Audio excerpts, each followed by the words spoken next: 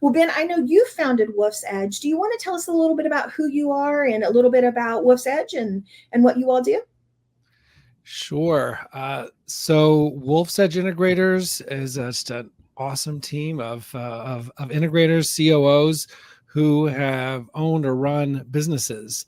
And what we do is take on that role inside the org chart, inside the accountability chart of organizations of that second in command, COO, integrator, whatever people call it, seat, and help lead those leadership teams, get them where they want to go, because our people have done it before, right? They've taken businesses to where our clients want to go, so they're able to help them get there, elevate their leadership teams to be a group of people who fully own their functions of the business and achieve their profit and their goals and make life less stressful for everybody. Couple lots of mortgages or rents get paid, and we love to make that kind of impact. Also, a couple of years ago, wrote the first actual book on fractional executive leadership in general, not specifically integrators, called Fractional Leadership: Landing Executive Talent You Thought Was Out of Reach. So that's a little bit about what we do. I love it. Ben, so my audience on LinkedIn, it is comprised of a lot of different people, right? So there's some visionaries that are on here. There's obviously integrators and second in command leaders, and quite a few, EOS implementers and some other coaches from Pinnacle and System and Soul. And when I think about that integrator role, not everybody truly understands it, right? That second in command, like what does that person do?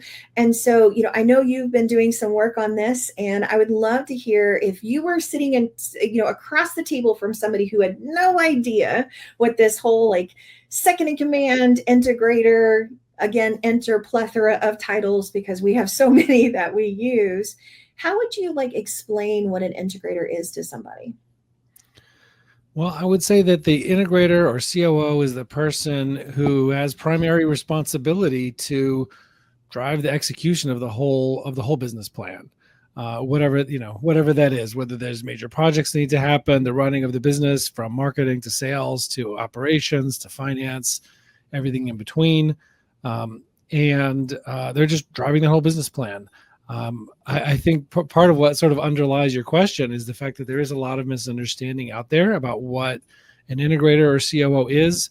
There are those who use the term COO to just refer to head of operations, just one of those departments that actually sits under the integrator or second in command seat. So that's one cause of confusion, that some people use terms, these same words in different ways.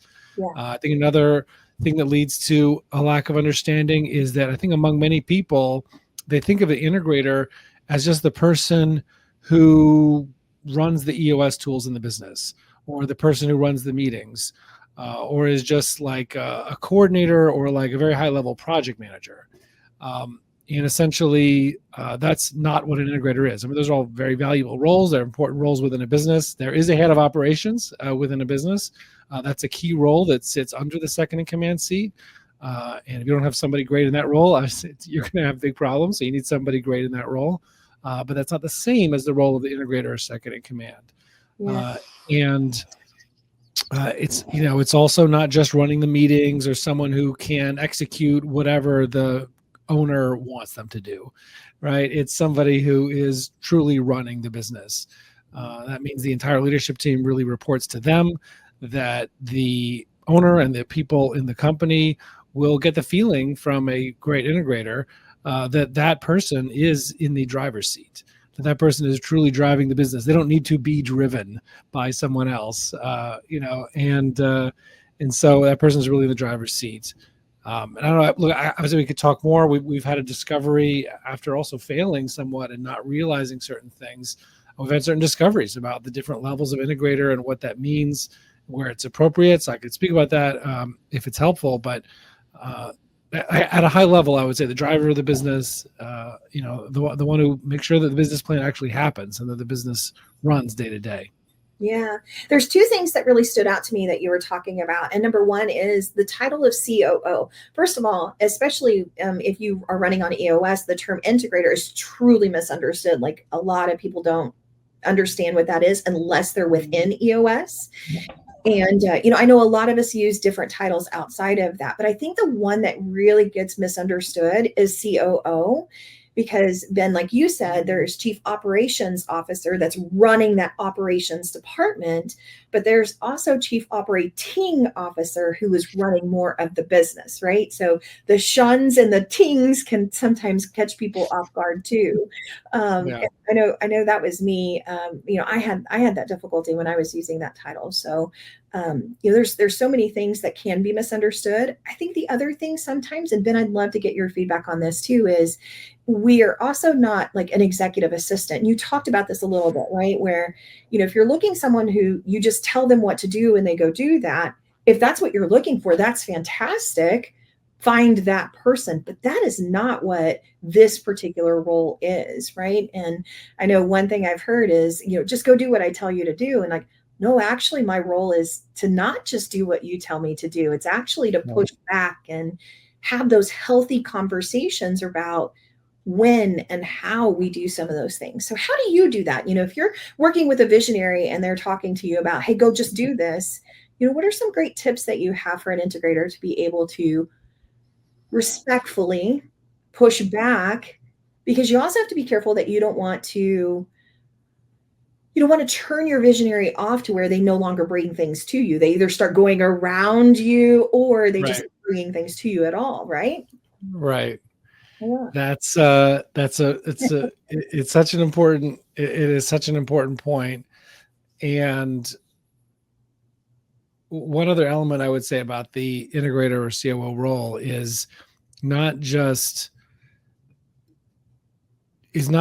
to sometimes push back, but I would say even more broadly, it's to have an opinion. It's to not just be a facilitator of other people's ideas, even whether it's the members of the leadership team too, or the visionary, the owner's ideas, but to have your own opinion. Like, you and the leadership team have developed an end state that you want to get to. If you're using EOS, that's embodied in your VTO. If you're using another system, whatever your end goals are, you have identified those, and you, as the integrator or second in command, have the closest understanding of the totality of the picture, all of the details of all the different departments and all the different factors at play. And so you're going to have, or you must have, if you're a true integrator or second in command, you must have an opinion that, again, is not just facilitating other people's ideas or negotiating what other people think, but say, what do I see based on my totality of understanding of the situation is the path to get from wherever we are now, that I understand in more detail than most, to where this business needs to go, and what's the path to get there. And so I have an opinion about that. And so that's just one sort of prefatory point. And then to your very, very important question of, how do you navigate the situation with an owner who, yes, if you're just always the no man or the no woman, that could create certain perverse incentives that will just make things even more unhealthy, as you pointed out. I would say that the main thing is to repeatedly, and I mean this literally, repeatedly, because I know I certainly fall victim to the temptation to not repeat things, because I said, well, I've said this before, and they probably will think that I think they're an idiot if I say it again, because you must know that I've said this before, because they heard me and they're smart. So and so if I say it again, then maybe it's like insulting to the other person. But what we, and this is just for the value of the integrators and EOS coaches out there in the room also, and other operating system coaches out there listening to this as well, is that what integrators fail to understand about owners and visionaries is that they typically have a very, what shall we say, like blinders on to whatever is they're most excited or interested in at the time. So it's not that they don't technically somewhere probably have the information about what you've said in the past, in their mind somewhere, but it's just like not present at all. And so, I would say it's worth repeating to reconnect their goals, their destinations, their dreams for the business, to reconnect that with whatever's right in front of us right now. Yeah. Like, oh, we should pursue this new product line and buy this, $3 million piece of equipment, or, oh, we should, go and market in this place. And, oh, we should start doing this endeavor. We should start a newsletter, like whatever it is that's coming out in the moment.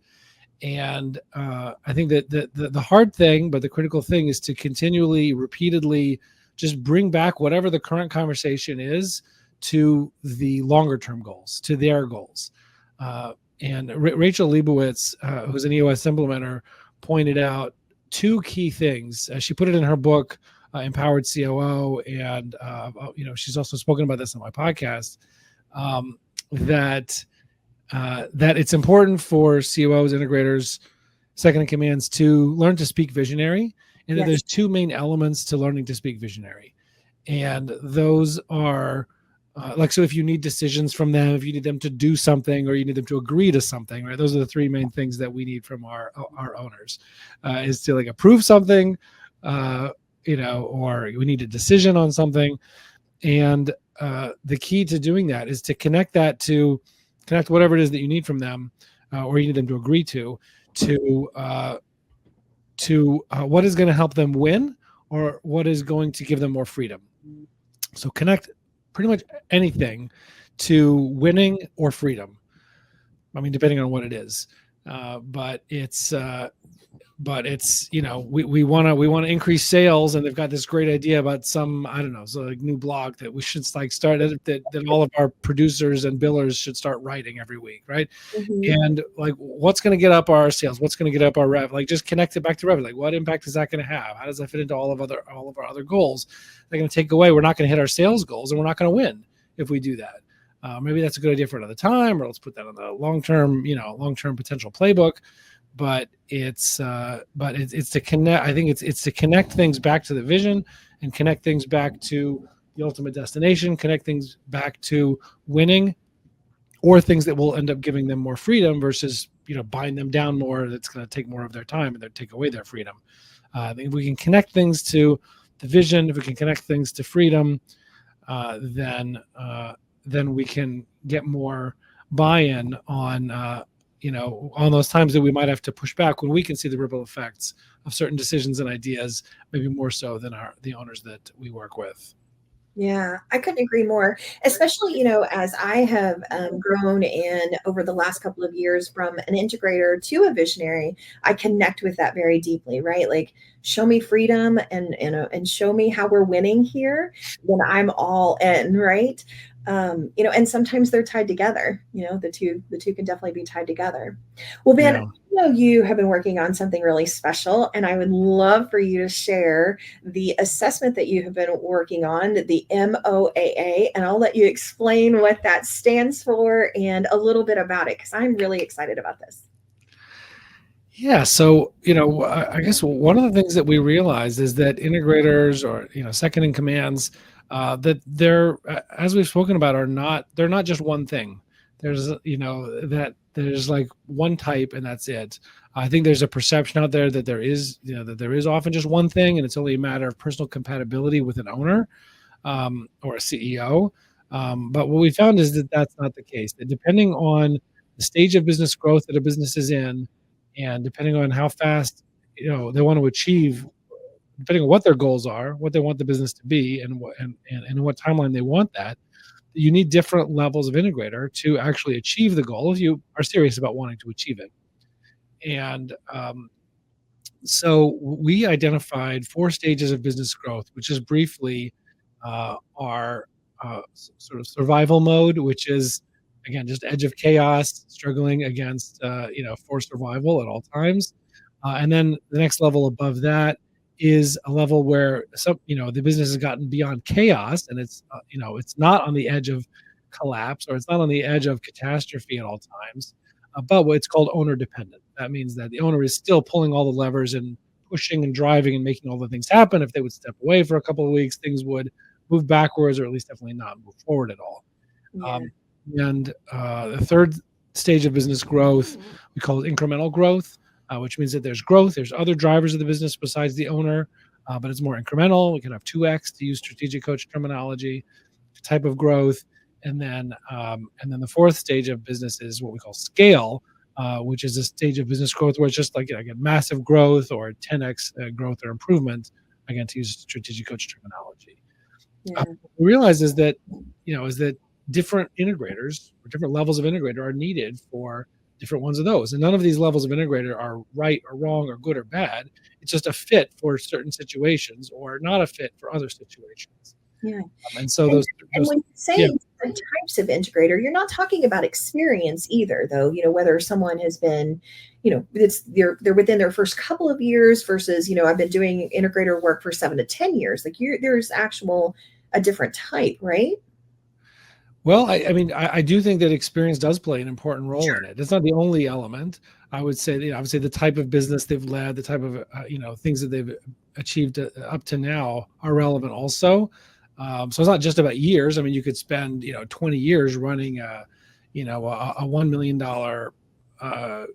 8-person company, and you may not be equipped to help somebody who's at 20 million and wants to get to 60 million on the way to 150, right? It's just not the kind of experience that you have.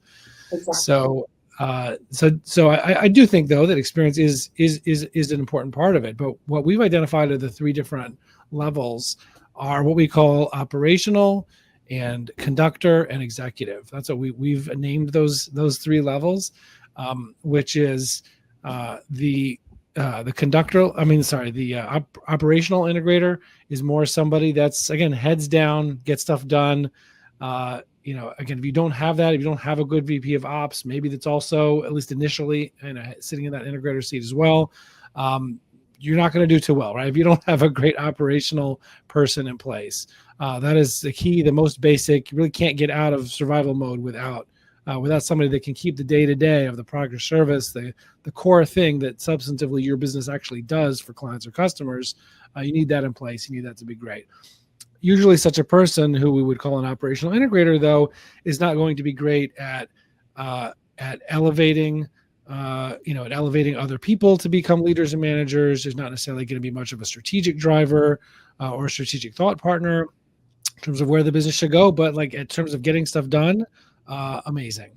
The middle tier integrator we call conductor integrator, which I think people can summon a picture into their minds of what that means, right? Think of the conductor of an orchestra. They're not playing an instrument necessarily. I mean, again, a full-time integrator oftentimes is sitting in another seat as well, but qua integrator or qua, second in command for that element of their seat, they are not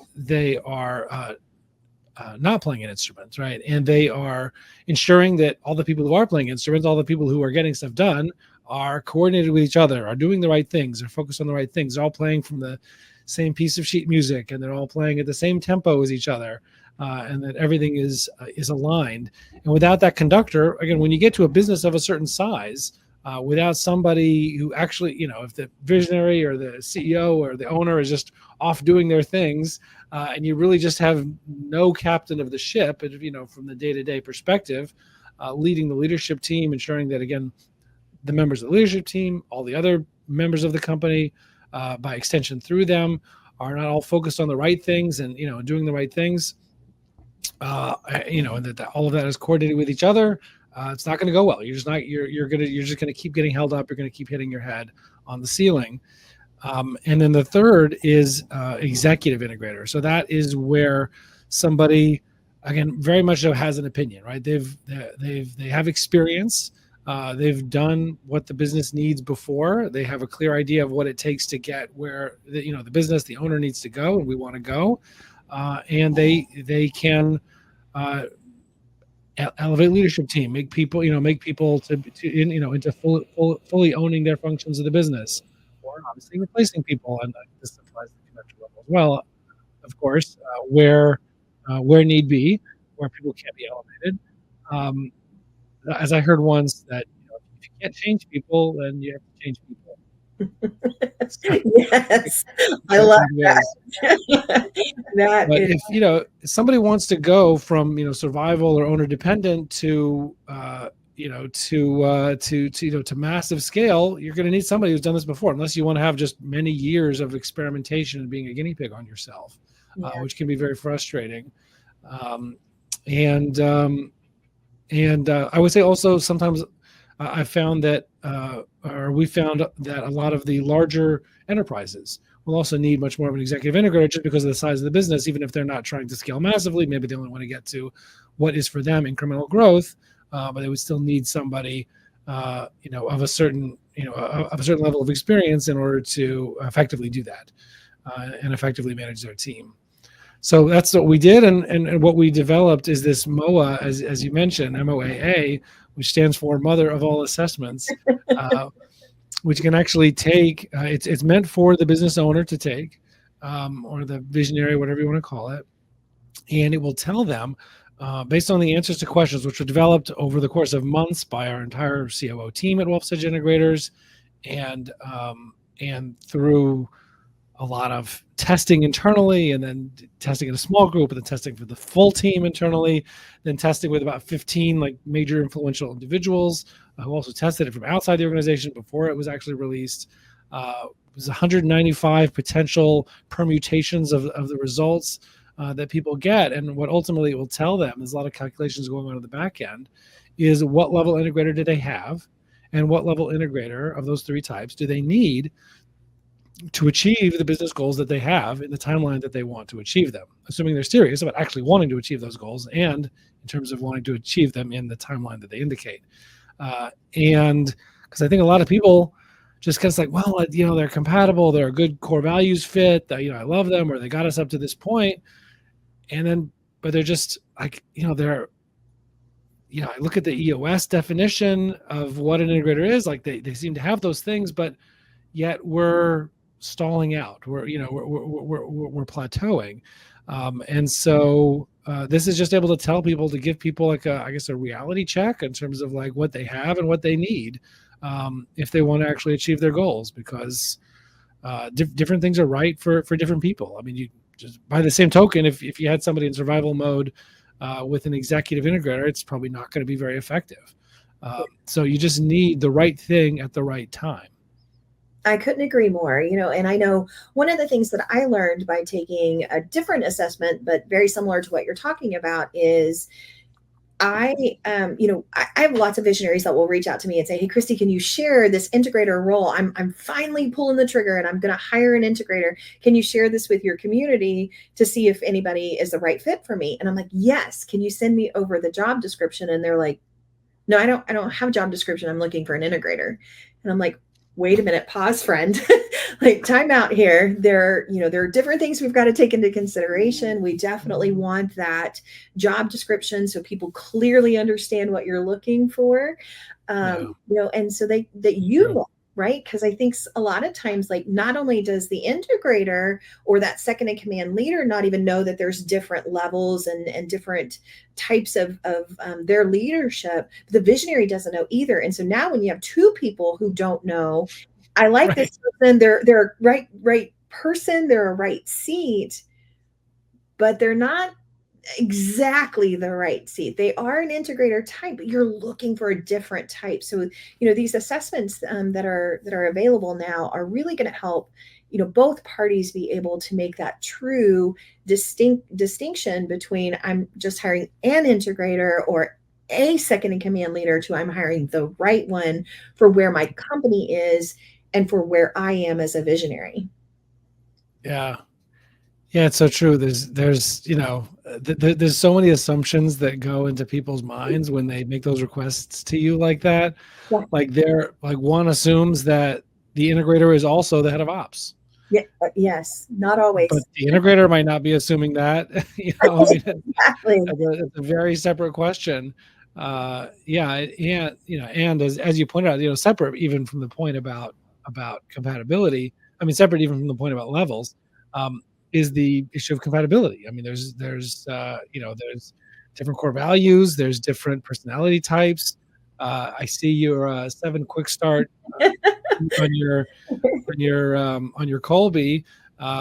So maybe somebody's a 10 quick start and they're working. And you meet like a 1 quick start, which is just going to be, yes, you need a differentiation, but there could be too much of a difference. Yeah. So there's so much that goes into that.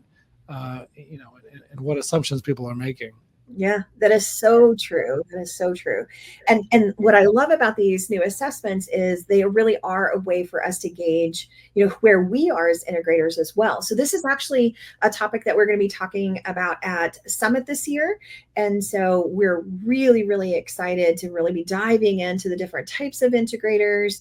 And what I love is now as integrator, we can own, like, we understand who we are. Now I can develop my skills. If I'm currently sitting in an integrator seat that is exactly the type of integrator I am, I can increase those skills. I can get better and better at being this particular type. But also, if you've identified that you're currently sitting in one type of integrator, but you want to elevate or move to a different type of integrator, what skills and learning lessons and things can you start developing to get to where you eventually want to be? You can also assess where's the business, and everything that goes along with it. So I think these assessments are absolutely fantastic, not only for the visionary and the business owner, but for the integrator or that second in command leader as well. Yeah, I see the Paisleys put the assessment link in the comments so people can certainly check there if they want to check it out or try it out. If you are a second in command or integrator and you want to know what level you are, what I would say is take the assessment, answer the way you think the visionary would answer, not the way you think you would answer, Yeah. but answer the way you think that they would answer. Be willing to be honest with yourself, and maybe take the ego out of the picture for a few minutes and answer the way you think they would answer. I mean, again, whether they're right or wrong, but like visionaries are often unrealistic, but answer the way you think they would answer, and see what it says about what level integrator you currently have, so you can get a sense of that. Again, a lot of testing, a lot of validation with, again, outside people and lots of different companies that they were taking it with it in mind. And hey, do these results sound right? Do they sound right with the company that you're thinking about? People who know dozens and dozens and dozens of companies. And so, I certainly would hope that would be useful. Again, wolfsedgeintegrators.com/assessment if anybody wants to try and see if that's useful for them. I love it. Ben, this has been such a fun conversation. I am so incredibly honored that you are the first guest on our conversations with me. I appreciate you being willing to jump into the hot pink seat with me. We're going to end our conversation with 3 rapid fire questions and answers from you. And I love this. If you saw my recent post on LinkedIn, honor, empower, and inspire mean a lot to me. So honor for me means, really looking back and seeing the women who have laid a foundation, and opened doors for the women who are running businesses and in leadership today. Who is a woman that you like to honor? Well, yeah. So you talk about on her, right? As you said before. Honor, I guess I would say there's really nobody more I could honor than my mom, who passed away in 2021. She got a master's degree, got in the 60s or whatever, in social work. And but when I was born, with me and my brother, she became a full-time homemaker, and she just. I guess I would just say that giving just embodied everything that she was throughout her life. And she started a senior citizens group at the Reformed Temple I grew up going to. She did, I can't even remember now. He spoke about it at the funeral, but it was just, so much, of giving to other people, volunteering in hospice, and with elderly people and giving them rides, and just so much that she's always done, and just giving obviously to her children, to me and my brother, made us who we are today. Talk about, developing entrepreneurs. Not that I knew I would be an entrepreneur before I was 40, but here we are. And, and you asked about, and I forget if you're asking me one by one or all 3. That's okay. So the next one is empower her. I love that you reminded me of the her there. And so, empower for me really means standing side by side with women today who are, again, business owners, visionaries, integrators, people who are in leadership. Who is a woman that you have felt either has empowered you or that you love to see empowered? Well, I've got to call out my own integrator because in Wolf's Edge Integrators, I am now the visionary, and I I I've got to call out our integrator, our COO internally, Joanne Giordano, who is, I mean, a true executive that's run large businesses, and I'm just truly fortunate to have, and she certainly empowers me to focus on, coming and sharing information with people like in this community in the Hervers, on this LinkedIn Live, and so many other things that I'm able to do with my piece of growing the business because she's driving the holding everything together, I love and that. and working with the team and ensuring that everything works together and that everything works and so she's just amazing. So I would say Joanne definitely empowers myself and those around her. I love that. That's amazing. And last but not least is inspire her. So who is that future generation that you hope to inspire? Well, I would have to call out my second daughter, Tahila, who's now 21, and she was not ever any good in school, and she got into she started college, and I would talk about up through high school, but then she started college, and she put like all of her energy. She's into the classes. I think the science related classes that she was taking, and just discovered, what, I could get A's. Like I actually have potential. I could do things, and so that she's been continually like upping her aspirations of like what she wants to do with that. But I would just want to see her inspired to continue. She's studying to become a nurse now. Who knows what she'll do afterwards?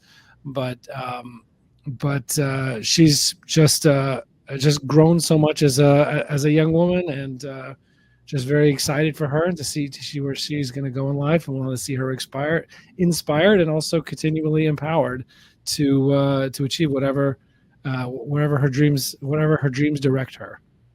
I love that. Ben, again, thank you so much. This has been so much fun.